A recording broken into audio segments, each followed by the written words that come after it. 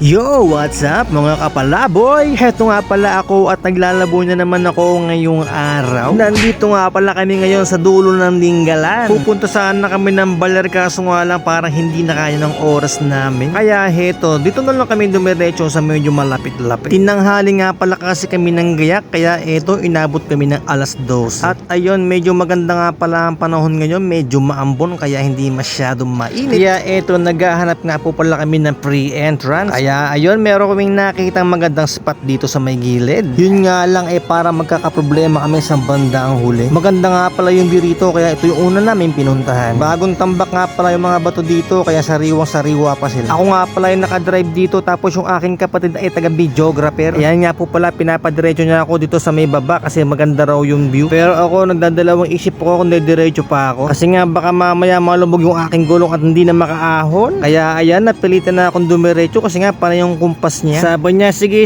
dire-diretso lang.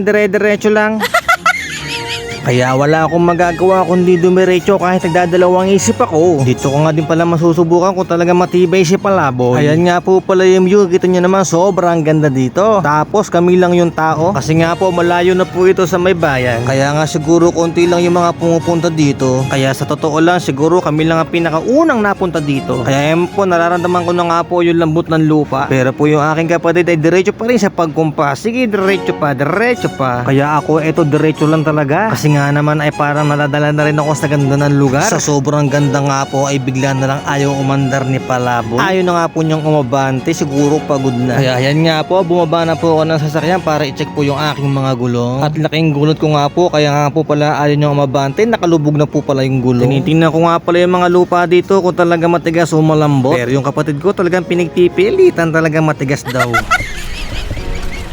Tigas na dyan eh. Huwag ko lang papakamutin talaga yung gulong. Oh, tigas dito.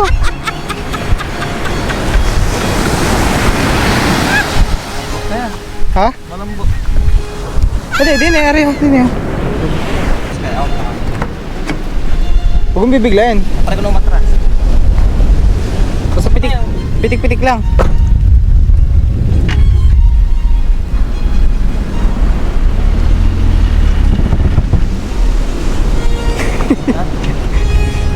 Pabatuhan lang yan, lagyan sa bato.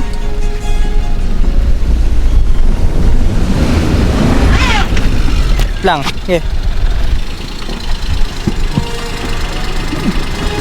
Ay, tutulak ko eh. Ito na yung pinakamasarap na mangyayari sa atin ngayon. Teka lang. Bato nga, lalagyan ng bato. Para yun yung kumapit. Ano ba ito? Hawa. Ayan, ang sakit na sinapit namin dito. Ano. Nilusong ng kapatid ko sa buhangin. Hindi pala kaya. Bubog oh. Hindi siya maka-atras ngayon. Tingnan natin kung kakayanin pa. So pag hindi kaya, doon tayo sa may gawin na lang doon. So hindi masyadong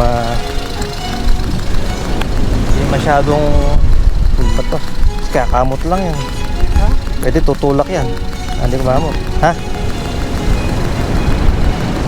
Maganda pa naman yung spot dito. Yeah, ano? Ikaw na mag-atras. Lumubog lalo. Ha? Handa na, kakamot ka yan. Testingin natin. Pag di kinaya, iwan na namin dito.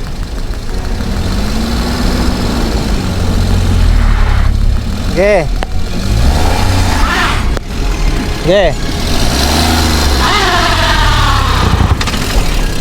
Oops. Teka, baba na lang. Patay mo yung makina. Tulak na natin. Ha? Tulak. Kaya ayun, sige, magtulak ka ngayon. Nawawala na nga pala kami pag-asa dito makaahon. Kaya ang balak namin ay tumawag na lang ng isang sasakyan na hahatak sa amin. Pero sige, konting tiyaga lang at nakakaahon din tayo. Ayaw nga po pala niyong umatras kasi nga kumukutkot lang po yung gulong sa buhangin. Nilagyan nga pala ng kapatid ko ng bato kaya medyo nakaatras kami ng konti. Pero sobrang nahihirapan talaga si Palaboy makaatras. At ayun nga po, nangangamoy na nga po yung clutch. Iniisip ko baka masira pa yung makina. Lalo na kami hindi makakauwi nito. Huwag mo bibiglayin. Lulubog yan. Okay. Hop. Hindi po din nga po pala siya makagalaw kaya sige tulak pa mo. Kahit nga po pala umuulan at malamig ang panahon ay pawis na pawis po kami dalawa dito. Kasi nga po kahit anong gawin ay ayaw talagang umahon. Pati nga po pala yung gasolina namin dito ay naghihingaluna. Kaya ito kailangan pa namin umisip ng ibang paraan para po makaahon na dito sa lugar na ito. Kasi kung hindi talaga dito na kami talaga mag-overnight. Kaya ayun nga kung ano-ano na lang po nilalagay namin sa gulong para lang po makagalaw at para makaatras. Siguro nga po ay kailangan na namin dito manghingi po ng rescue. Kasi kung kami dalawa nga lang po ay talagang medyo malabo po mangyari makaahon ito. Inabot na nga po pala kami dito ng tanghalian. Masama nga po doon na hindi pa po kami kumakain dalawa. Kaya talaga namang sobrang lambot na lambot kami dito. At sobrang pagod katutulak. Kaya nga po yung kapatid ko pinaahon ko na po doon sa labas para manghingi na po ng rescue. At ayan nga po medyo nakaahon na po kami ng konti pero talaga pong sobrang lambot po talaga ng lupa dito. Kahit po meron siyang bato ay talaga lumulubog pa rin. Pero konting tiyaga na lang at talaga makakaahon na kami. Hindi na talaga ako babalik dito na naka 4 wheels. Pwede naman itong balikan kaso nga lang wag nyo lang ibababa yung sasakyan nyo. Pwede naman i-parking doon sa matigas na lugar tapos bumaba na lang kayo rito maglakad. Ayun, pwede na kayo maligo, pwede na kayo magluto at pwede na rin kayo mag-overnight dito kasi talaga maganda naman yung lugar. Nagkaputik-putik na. O kaya kami napasok dito kasi ito padiretso na padiretso. Diretso namin malambot pala yung lupa so hindi ginaya. Buti na lang malakas si Alto. Siyempre palaboy kaya Yan sa baba. kahit least pa paano dyan lang sa baba na lang. Buti may tumulong sa atin, shout out sa tumulong sa atin makaahon.